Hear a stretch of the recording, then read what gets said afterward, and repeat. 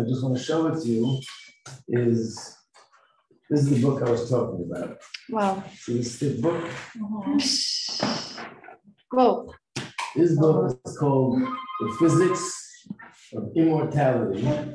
But I'm going to give this to you so you can see it a little bit closer instead of passing the book around. I want to read something that it says there, you see. One of the things that's going to change when Mashiach comes is, of course, that Mashiach is not only for the Jewish people, Mashiach is for the whole world. That all the non-Jews will recognize Hashem, and the non-Jews will throw away their idols, and the non-Jews will believe in Hashem. And we mentioned yesterday, or the last time we gave the class, that the main place where years ago everyone believed in God. Yes, there were different versions, but everyone believed in the idea that there's a God. But since science came, science introduced the idea that there is no God, everything is science, and everything's explained according to science, and so on. So this is what this sheet that I'm giving out is the cover page of the book. Over here, and over here. I want you to see what they write and see what I'm talking about. Look over here at the top of the page. What if science, in its relentless drive to uncover the secrets of the universe, discovered God? Science is looking to find the secrets of the universe. And what do they find? They find God. So they write like this. This guy, Frank Tipler, is a professor of mathematics physics in this university. He's a major person in the field of global general relativity, whatever all these things are in physics. This was created by Stephen Hawking, very famous, biggest physicist in the world.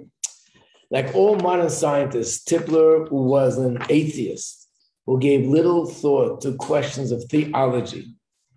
Atheist, yet in devising a mathematical model of the end of the universe, Tipler came to a stunning conclusion. Using the most advanced, sophisticated methods of modern physics, relying solely on the rigorous procedures of logic that science demands, he created a proof of the existence of God. Tipler's model of the universe, end time, he wanted to make when is the universe going to end? It's called the omega point theory. For the last 17 years, this is 1994, last 17 years, he explored the implication of the omega point theory, one of which is more astonishing than the evidence of God's existence, which is not only possible, but likely that every human being who ever lived will be resurrected from the dead. Wow. And Tipler writes in his preface, he arrived at his proofs of God and immortality in exactly the same way physicists calculate the properties of electrons. Whoa. I know they're making this for me. And this is for Sal. This is for all of us. This is for all of us. If you look at this book, and there's more than one book. This is just one book that I'm showing you and not because I study physics, but someone gave it to me, obviously. And this book is a book that, in a sense, we say this book is announcing that we see Hashem being revealed in the world. And in a place like science, that science denies God, and science makes people atheists, science itself is now proving the existence of God. And Is that a Jew? No, he's not Jew. Hawking was a Jew. No. No? The cover is like the dream of Jacob. The ladder. Yeah. Interesting, yeah. It's like this is a sign that Mashiach coming, like it's actually like here. What? It's like things are proving that there is a God and all that. It's like a sign that Mashiach is definitely coming in because like right. When Mashiach comes, everyone will believe that there is a God. Everyone will believe. Yeah. Now one of the mysteries in Machaliadus is I have in my office a few books. The names of the books are all about how the world became a better place. If you listen to the news, the world is becoming worse every single day. Yeah. But if you research, you'll see the world is becoming a better place every day. I had books, I had copies of graphs showing numbers, how the world changed in this area, that area, another area. Everything disappeared, a mystery. I don't know how it disappeared. I can't find it. So, but I just found one sheet from all those things. I'm going to give this out. I can't find the books. I can't find the graphs. But for all these things there, there's a graph. Graph, you know what a graph is? With numbers and percentage from, let's say, 300 years ago, how the world has changed. So these are just the subjects that it talks about.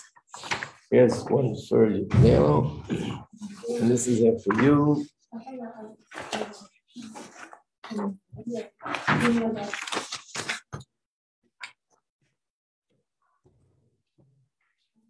I just underlined a few. What? Yeah, sure.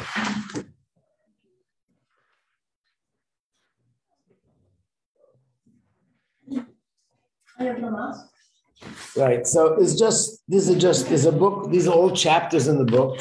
And for each one of them, they have not everything here do we look as the world's becoming better, because this is a secular book. And you'll see some things are from a secular approach, of course.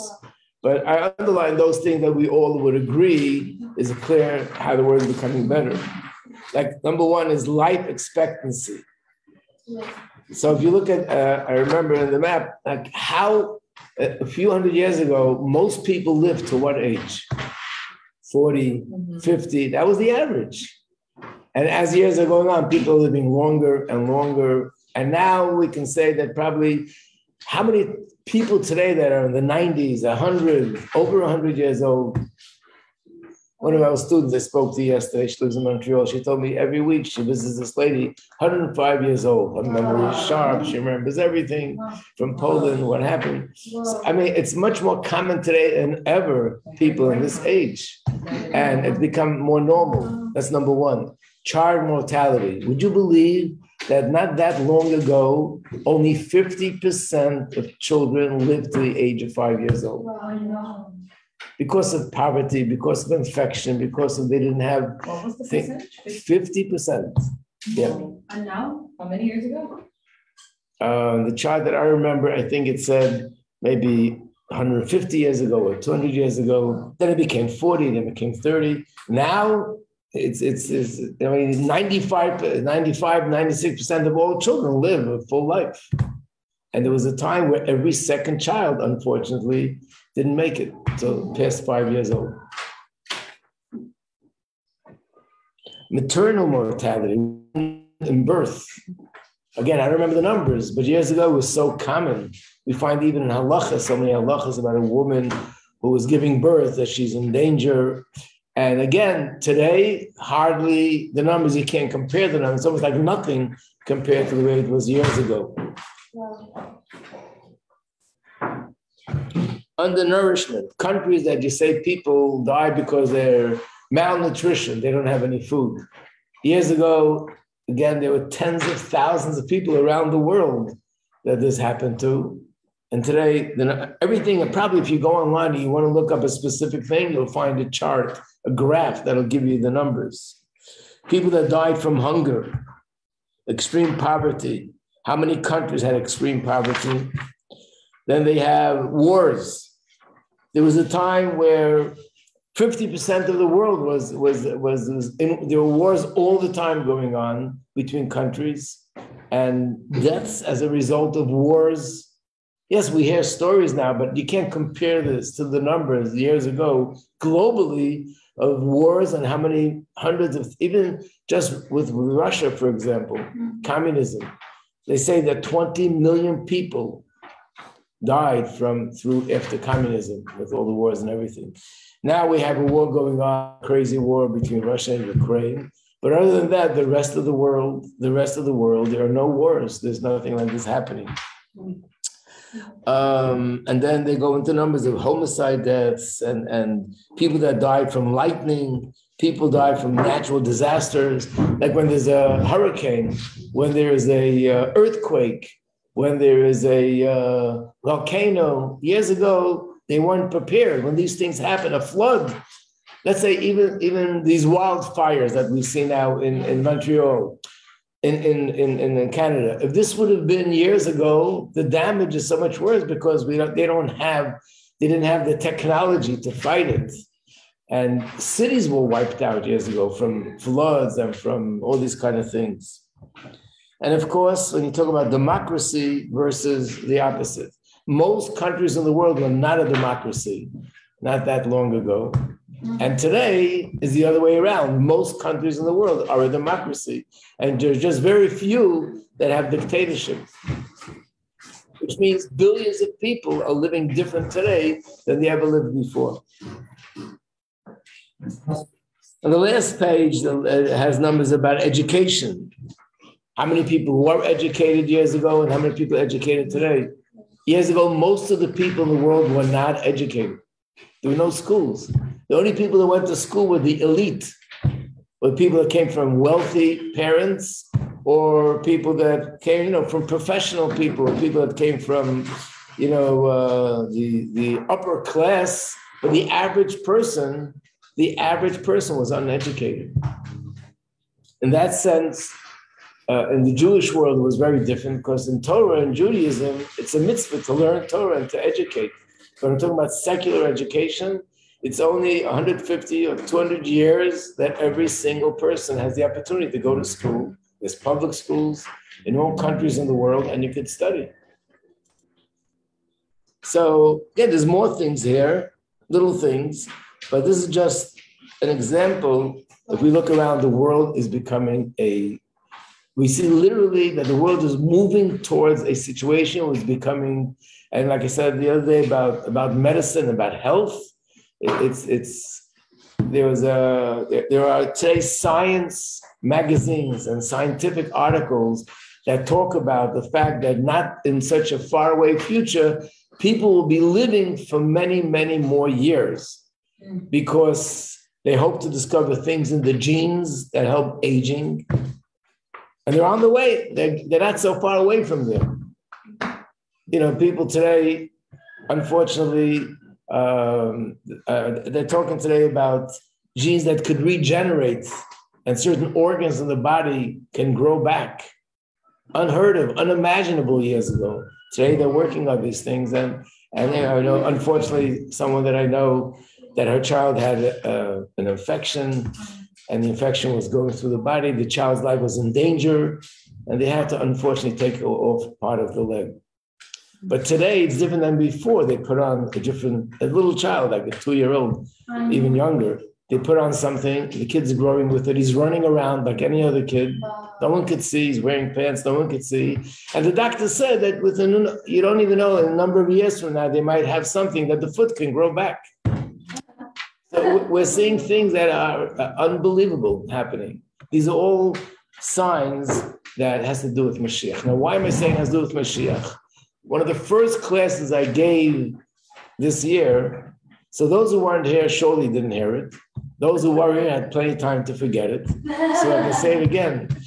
In the Zohar, which is a holy book of Kabbalah, it was written 1,800 years ago.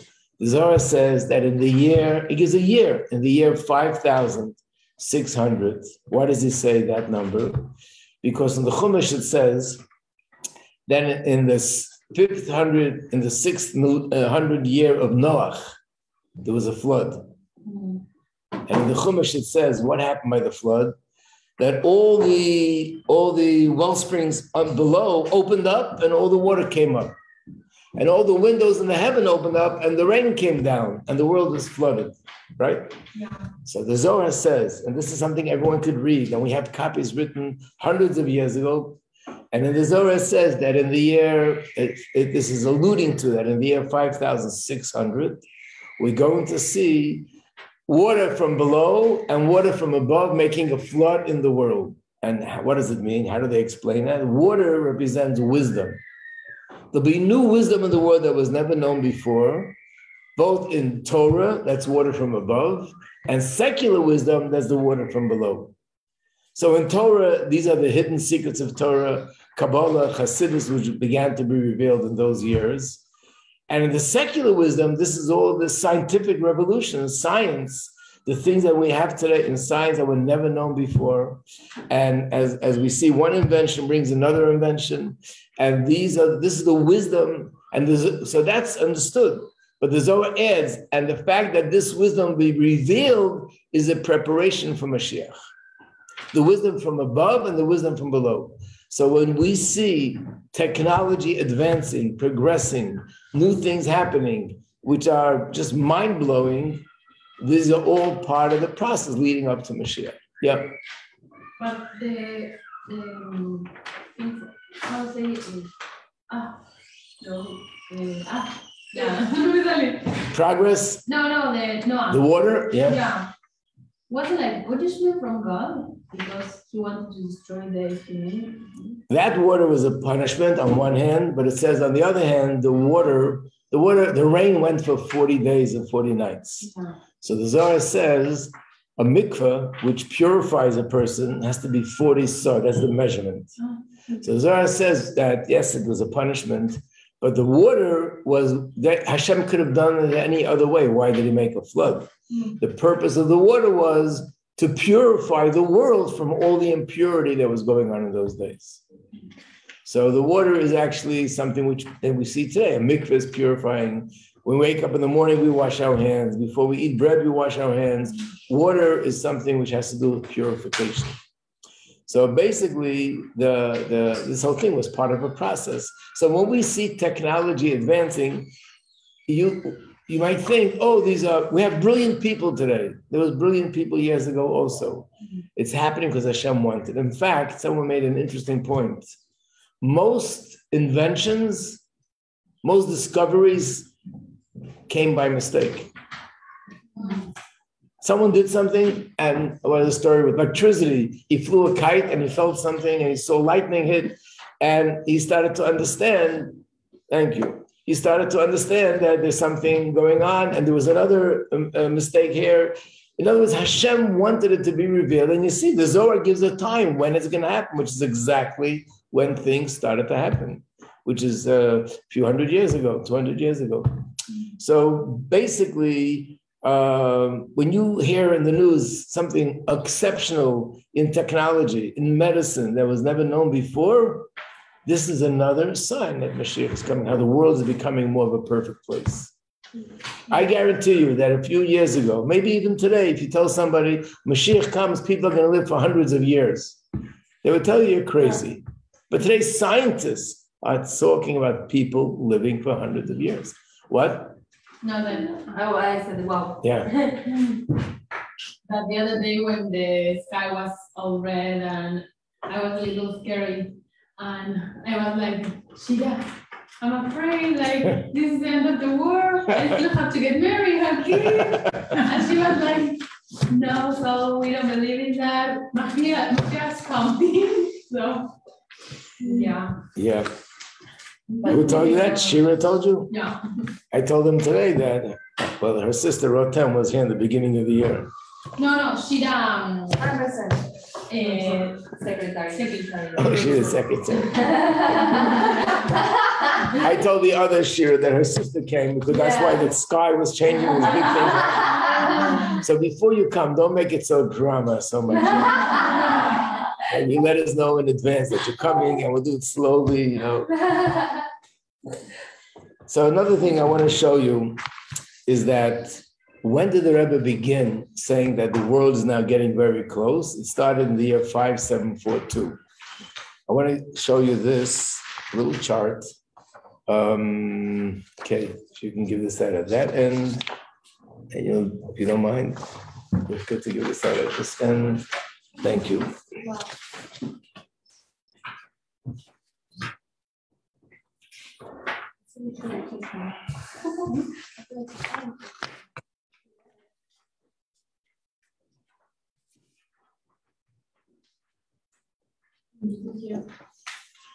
In the year Tavshin Membeis, the Hebrew year Tavshin Membeis, which is 5742, in English it's 1982. That year, the Rebbe wrote that Tavshin Membeis is an acronym, Tehei Shnat Biat Mashiach. You see that? The first one on the top line? Tehei Shnat Biat Mashiach. And I want to tell you a fascinating story about that. And actually, it's something which I know firsthand. I have a sister that lives in Buffalo. I thought you'd meet her, but I guess. Yeah, we did. Oh, you did? I saw her. Oh, so you saw her? Okay. Yeah. She sent regards. How did you see? In the shul, probably. In the shul, yeah. There's other years, some girl stayed by her. Oh. So this story is with her husband. He had his grandfather, who used to live in Muncie. His name was Chaim Yeshua. He has this incredible this story. It's connected to what I just told you. He lived in this city where there was one city called Resha, and there was a Jew that was put into jail. He didn't have money to pay, whether it was his rent or payment that he had to make. And they said they're not allowing him out of jail until this money is paid. So he took it upon himself to collect the money. It was a huge sum, and he just couldn't, it wasn't happening. So he went into someone in his town whose name was Reb Chana Halberstam. He was a grandson of a very big tzaddik called the Rebbe of Tzanz. And he said, I don't know, maybe you can help me. And he told him the story, what's happening. So he said, I'll tell you what you can do. Purim is coming. I'm going to give you the shtreimel. Shtreimel is the Hasidic garb that people wear on their head. Chabad doesn't wear it, but other Hasidim wear that. Shtreimel and a gartel, which is the belt, and a stick that used to belong to my grandfather, very big tzaddik. You're going to put it on Purim and tell everybody you became a Rebbe for Purim. And you're going to give blessings. People are going to come to you for blessings, and they'll give you money for the blessings, and you'll collect enough money to take them out of jail. Whoa. So first they thought that he's joking, Purim. He said, no, I'm very serious. I'm going to give it to you. And he brought it to him, the hat and this, and it said in the merit of these items, remember we learned in the class that the item that belongs to a tzaddik has a certain holiness to it. Anyway, word spread, and he was shocked. People were coming, writing names and begging for brachas. He was giving brachas. They brought him money, and at the end of the day, he counted up the money. He had the entire amount of money that he needed to take these people out of jail. Anyway, he came back to this person, who, like I said, was a grandson of a great tzaddik, where apparently he's a great tzaddik himself. And he came to tell him the good news. And he said to him, just like you told me this good news, you should merit to give over the good news that Mashiach is here. So years went by, the war broke out, and all these things happened. And he ended up to be in Siberia. And in Siberia, he found another Jew, also a very holy Jew, that they would learn together. Now this Jew, who they didn't know him from before, one day he said to him, I have a favor to ask you. What's the favor? And he said he doesn't know how much longer he has to live. I have a box. In this box, there are a lot of Sforim, Torah books. And I want you're probably going to make it out. You're going to go out of this country. You'll be saved. Take the box with the books with you and do with it whatever is the right thing to do. So he gave him the box. He said, I have this box for my father, who was a very holy person, and I want it to be in good hands, so I'm giving it to you. He took the box, and literally a few days later, this older person passed away. When he went out after the war, he took the box with him. He settled here in America. Like I said, he lived there in Muncie. And as he was getting older, in 1982, I also met him, by the way. I knew him because he was my brother-in-law's grandfather. I met him by the wedding, by other occasions in the family. So before he passed away, he said that he has these for him. He doesn't want, after his passing, he wants someone to take care of it. So he says he wants to give it to a gift to the Rebbe, even though he wasn't a Lubavitch, a Chassid. But he had children who became Chassidim of the Rebbe. So he wants to give it to the Rebbe. And then he said, there's one book here that talks a lot about Mashiach. So please point this out to the Rebbe. What does it say in that book? It says in that book these words, that the year 1982 in Hebrew 5742 is the acronym Tehei Shnat B'Yat Mashiach. Wow. When the Rebbe wrote this and publicized this, the Rebbe said that he knows it because someone, a very wise person, made him aware that Tavshin Mem Beis is Shnat B'Yat Mashiach. Clearly alluding to this person in this book that he gave it to him. But that wasn't it. The next year, even before the year started, the Rebbe said the next year is Tavshin Mem Gimel in Hebrew, and he said that's Shnat Geulah Mashiach. And the next year was Tavshin Daled Mem, Tei Shnat Divrei Mashiach. Every year following that, the Rebbe explained how it's connected to Mashiach.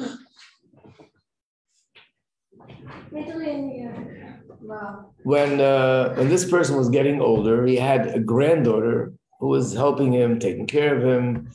And one day she asked him, that tzaddik told you that just like you gave this news, you're going to give the news that Mashiach is coming or Mashiach is here. When is it? Tell us. So he said to him, don't worry, I'll tell you. That's what he said. He unfortunately passed away in 1988.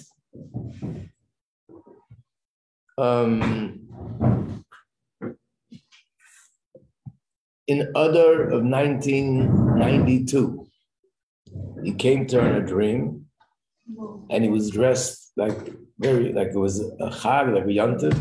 And she said to him, "Why are you dressed? Why is your face shining? What's going on?" And he said to her, "I came to tell you. I promised that I would tell you. So I came to tell you that Mashiach is here, and the time of redemption has arrived." What? That was the same time the Rebbe was saying these words, that the time of redemption has arrived.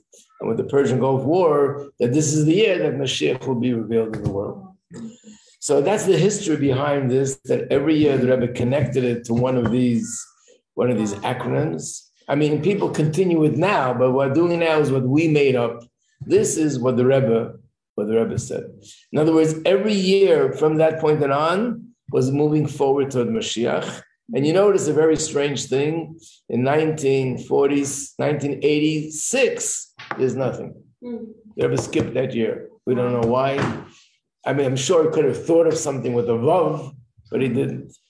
He did it for Aleph, for Beis, for Gimel, for Dalet, for Hey, Zayin, Ches, Tes, and then for Nun. Then he said this year will be a year of miracles, and so all the miracles that happened and so on. Yes, Sharon. I think that you're not talking about it, but I have one question. Okay, I'm very happy to hear you only have one question. Otherwise, everything is understood. That is amazing. Yeah. Like when I'm like doing this time, like it's about Mashiach. Like I really feel like I have to like connect with the persons, and like they really feel that they have to do like light the candles, and but sometimes they really feel like angry, like and I think that they really feel like that they feel like reconnected, about Judaism, and sometimes they feel angry, and I don't know if the Rabbi they told like about to like more ahava from ahava from Israel, because sometimes I really feel that persons are angry, I'm not Jewish, I don't feel reconnected, I don't feel this. I don't feel the reconnect of Judaism, and you have to do with time, to people know that, So the truth is that because nothing is perfect yet, so there's still such people, but you have to agree that there are tens of thousands of people around the world, in America, in England, in Australia, in Israel, in France, in South America, everywhere, that are very excited to put on tefillin, to light Shabbos candles. Why not every single person? Because it's not complete yet. But the fact that there are tens of thousands of people that grew up with very far from Judaism, and when you approach them, they're happy to do it. And not only that, many people, after doing the mitzvah once, want more, and they get more involved. That is the miracle. I don't think there was ever a time in history where you saw such a movement of, not I don't think, I know there was never such a time in history where globally, you can't explain it because of this country, that country. This is in Russia, in England, in America, in South America, in Asia, whichever country, wherever there are Jews, they're getting closer to Judaism because someone approached them. There could be another Jew that says, I don't want to look at you, I hate you, all these kind of things. But that doesn't mean, first of all, I want to tell you, even people that don't do it or they get angry, you don't know what happened later. There was just an article someone wrote. Yeah, maybe you're waking up someone. Now, someone wrote an article, it was online, and he wrote that I'm writing this article, so you should know.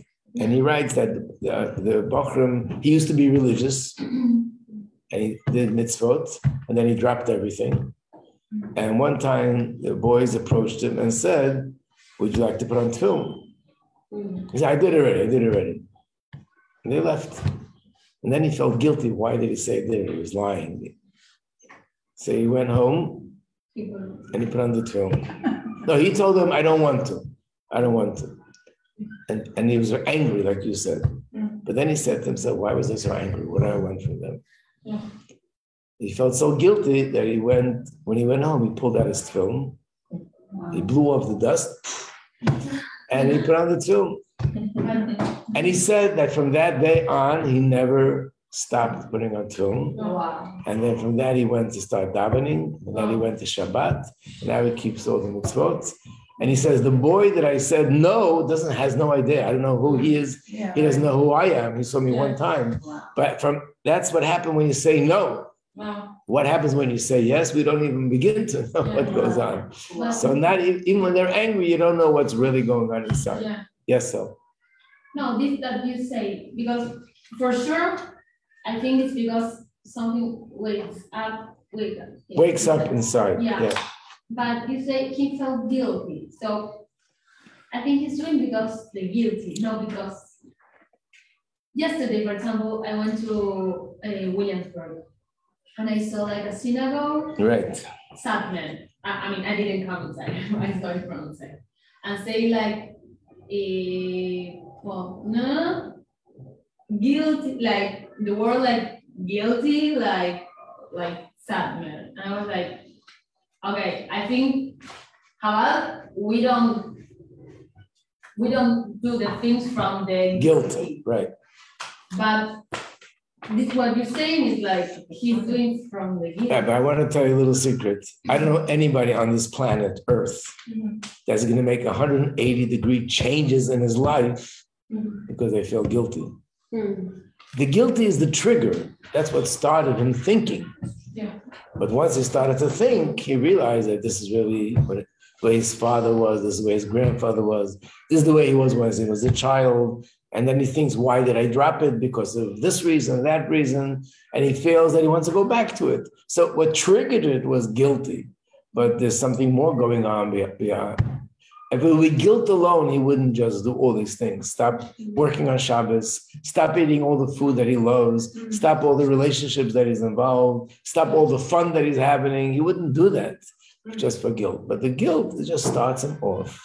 And once it started, he starts thinking more about what's important in life, what's not. And he realizes there's something missing in his life, something empty, and he goes through it. So even if it's guilt, in other words, let's say you stop someone, say, would you like to take Shabbos candles? She really doesn't want to, but she's a nice person. Yeah. She doesn't want to disappoint you. Yeah. Okay, I'll take it, make you feel good. Or a man says, okay, I'll put on tefillin to make you feel good. But at the end of the day, put on tefillin, and we believe that when a Yid does a mitzvah, even if he does it for a different reason, that's on the outside. On the inside, it's for the right reason. Yeah.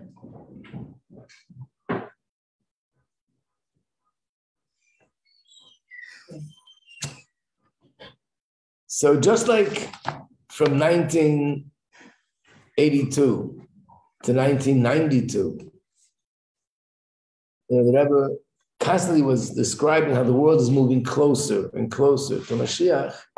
So from 1992 to 2022, 2023, we're not in one place. We don't know how to judge, we don't know how to measure, but there's no question in our minds that the world is constantly moving closer and closer to the times of Mashiach.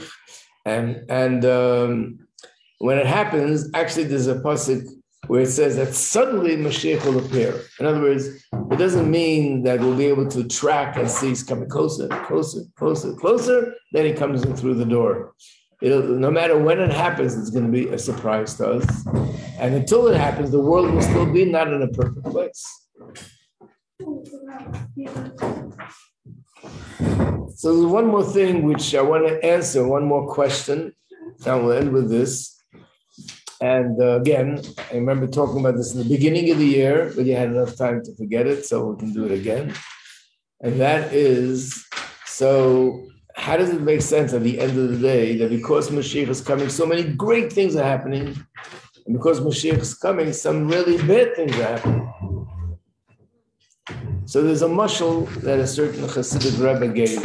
And the mashal is that there's someone sitting in a wagon in the middle of the city, and it's at night. And even though it's at night and it's dark, but the streets are lit up because there's light coming from the houses and there's street lamps. And now he starts moving. He goes through one street, another street, till it comes to the end of the town. And now he's going into the forest on the road. There's no more city, just trees. When he goes to where the trees are, it gets darker. Why? Because he's no longer in the town, but there's still light from the town, correct? When he travels another 5 minutes, it gets even darker, but there's still a little bit light from the town. Remember, we gave this mashal. He travels a little bit further, it's even darker, but still a little bit less light, but there's still some light. You keep traveling and traveling and traveling, and finally gets to a place where it's completely black, dark. So this is his mashal, that when the Beis Hamikdash was standing, that was the source of godly light in the world. When it was destroyed, it's like the light, it's like going out of the town into the forest. But just like with the forest, the light of the city has an effect. So too, the light of the Beis Hamikdash has an effect for the next generation after it was destroyed. And the next generation, it's less. And the next generation, it's less. Every generation that goes by, it gets darker and darker and darker. That's how we explain why in the times of the Baal Shem Tov, it was so dark that we needed to do something new. What happened? It was so many generations after the destruction of the Beis Hamikdash, it became darker than it ever was before. Is this understood? Okay. So now I ask another question. So as we go further out, it gets darker. But then there's another thing that happens. Very strange. As you keep traveling in the darkness of the forest, it starts getting lighter and lighter and lighter. How's that? If you're further away, how does it get lighter? The answer is, I'm further away from the city that I left, but then I'm coming closer to the next city and I'm beginning to see the light from the next city. So therefore he says that as we're approaching Mashiach, we see certain miracles, like I said, technology, we see Hasidus being revealed. It's because we're getting closer to Mashiach, so we're starting to feel the light of the future. Right? Got it? Yeah. But now I want to ask you another question. All that is true, but what about, I had water in my wagon, I had food in my wagon. Does that become more or becomes less? Wagon is like a wagon.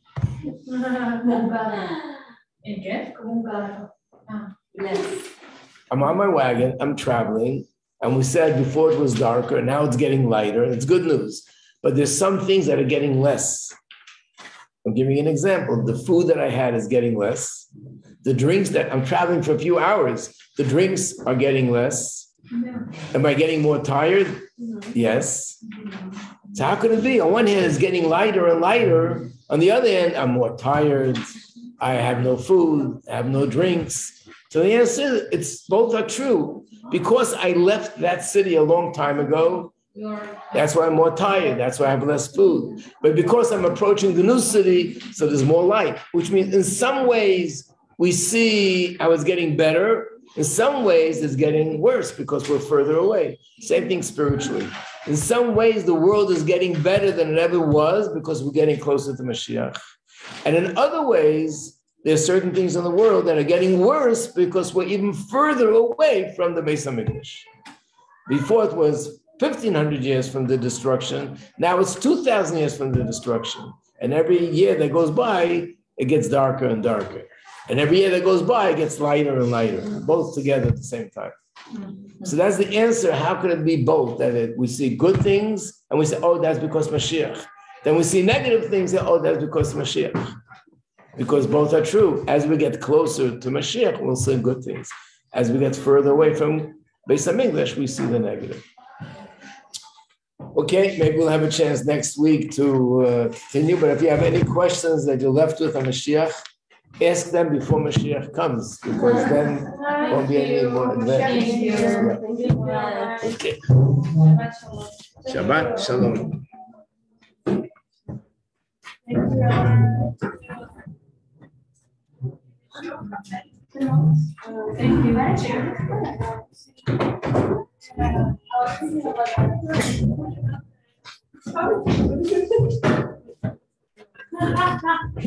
Wow, I love it. My friends, you're so smart. Reminds the delight, you know? Rabbi do love it out, so everybody can join Rabbi Kinder. Okay, thank you.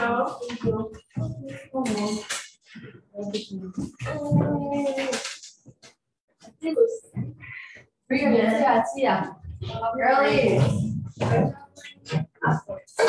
Thank you.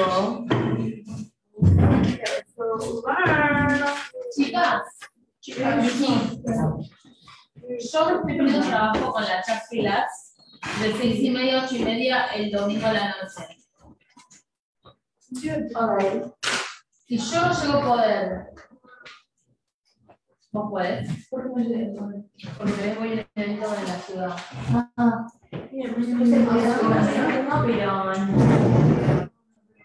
A las 6. 6:30. Are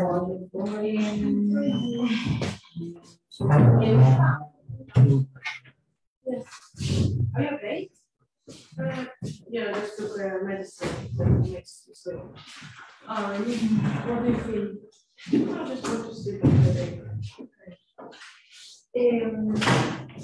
I have work Sunday night, like 6:30 until 8:30. But maybe I'm going to the city. Like, I don't know yet. So in case that I don't come back in time, you want to work? I'm available on the day, because Indians are going to the it's like a family that invites us to shopping, so they invite us. Girls also. Y no, una cosa, yo no sé si el domingo me voy a la ciudad. Si no voy a la ciudad, tipo, no pasa nada. Ahora sí voy a la ciudad, porque me está pidiendo trabajar 6:30, 8:30. Las ciudades. ¿Querés trabajar? 6:30, 8:30. Domingo a la noche. Siempre es algo.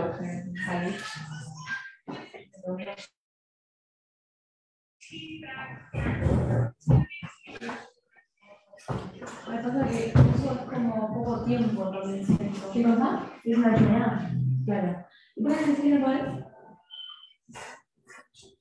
Ahí le puedo decir tipo de 7:30.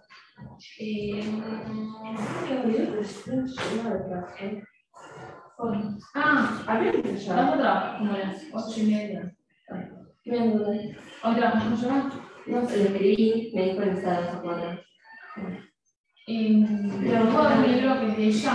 No sé si lo veo bien. Pero decís que vas para ir al parque.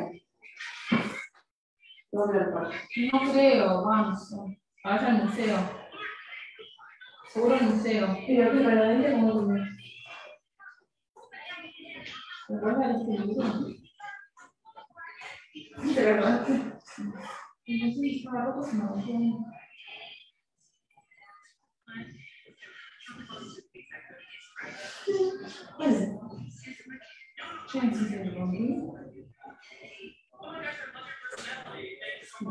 se lo gritó, la agarré y le dije. A ver.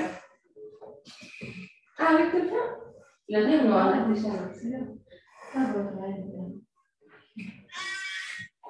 Espera, que no te confío todavía. ¿Vos vas ahora? No, me voy al baño, pero de acá no nos vamos. Eso. Bueno. Para no te quiero local, ¿eh?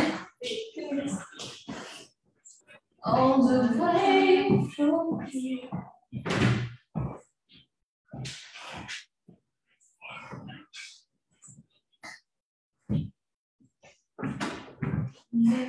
Let's go. All the way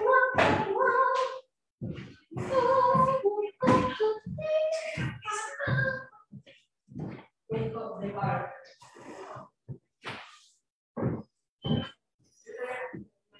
De 4 a 8 a 1. De 2 a 4.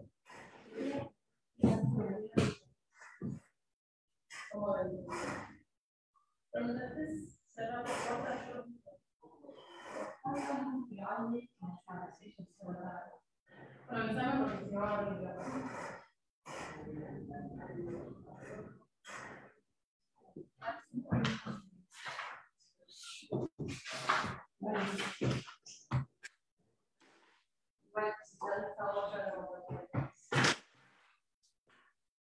Ahora yo no te lo veo.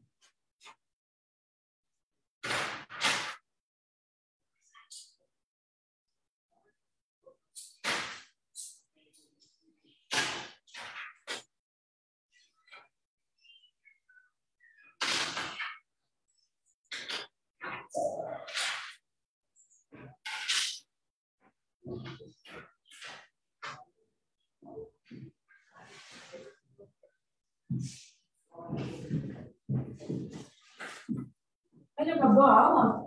Tem que assistir no outro grupo. Não, terminou.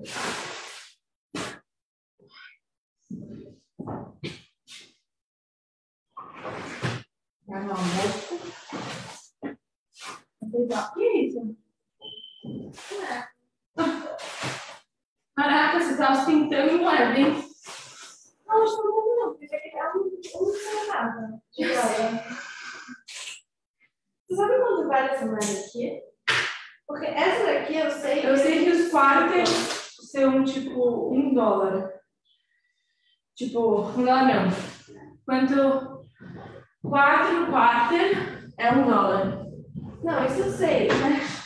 E essa pequena é quanto? Não vale nada esses negócios. 100 divididos por. Acho que 15. Não é absolutamente nada. Quanto vale essa merda? Pra mim, eu não sei, né? Mas acho que não é nada. Não é. Uma merreca, você pode dar para um pobre. Eu vou botar no metrô. Vai dar no metrô isso? Não, tô com quadra pra não pagar metrô. Mas isso não é nada. Mas o que esse daqui aqui eu tenho $6. Tem $6. Eu tenho muitos dólares em moeda, mas eu tô gastando tudo no metrô, isso é bom.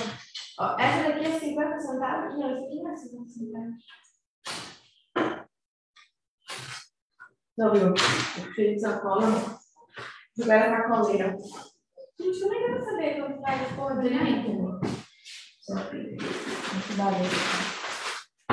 Ah, foda-se, vou pro metrô e vou ficar botando isso. Minha filha, você vai. É que o que eu fazer com moeda no Brasil? Nada. Que gostou também, né? O que você vai poder ter cada dia um pouquinho de moeda? Moeda? Eu não recebo, eu recebo. Parece da cá, né, ô, querida? Não, parece da Cadê da cá da Eu não uso quintina? as minhas moedas, eu uso as moedas que me dão pra dar da cá. Ó, dá da cá, ó. Pega aqui um pouquinho, ó. E putz, você quer me dar uma da cá? Quero. Você quer? Eu tô tentando gastar. Tadinha da menina. Eu tô tentando gastar as minhas moedas. Casita. Mas o que eu vou fazer com as moedas? Nada. Não, para. Tem até moeda brasileira, 10 centavos. Olha, coitada da menina aceitando moeda. Que Por raiva. que eles não escrevem o valor da moeda? Olha, o brasileiro é inteligente, cara. O brasileiro criou a moeda com o nome dela. É óbvio, porque aqui é uma justiça, eu não sei. Eu sei que eu sei. O brasileiro tem um bolso aqui. Eu sei que eu sei agora. Cara, eu amo brasileiro. Eu não sei. Eu sou fã. Você não era pesa, eu vou ficar pesada. É muito pesada, cara. Muito brasileiro, é muito pesada. Ó, eu tenho um centavo. Eu vou dar tudo pra você da casa, acho que tá guardando aqui. Eu não tô você não, ficar guardando coisa aí. Eu guardo. Você parece minha mãe, você guardando coisa. Não, porque agora eu tô usando o metrô. Eu já tô sem pagar metrô há um mês porque eu tô usando moeda. Tá vendo? Eu jogava todas as minhas moedas fora. Agora eu tô guardando tudo, porque eu tô Eu tô, meu filho, me livro das coisas, acho que eu no metrô, eu não tô mais pagando metrô, não. Tem economia. Ai. Eu também só passei dinheiro pro meu sutiã, que eu tava sem carteira. Eu me rasguei aqui, olha. No Brasil, eu colocava dinheiro no sutiã, sabia? Quando eu fui andar de Já carteira. me feliz também. Eu criticava, quando eu era mais nova, eu criticava minha mãe. Shai, do you want to watch Sunday night? A mãe de... Ele já prometi para uma brasileira. Brasileira minha... Tá comigo. Brasileira tá no peito, tá no sangue. Vai trabalhar agora? Agora sim. Se recuperar meu dinheiro. Você já está com moedas? Eu realmente preparo a missão.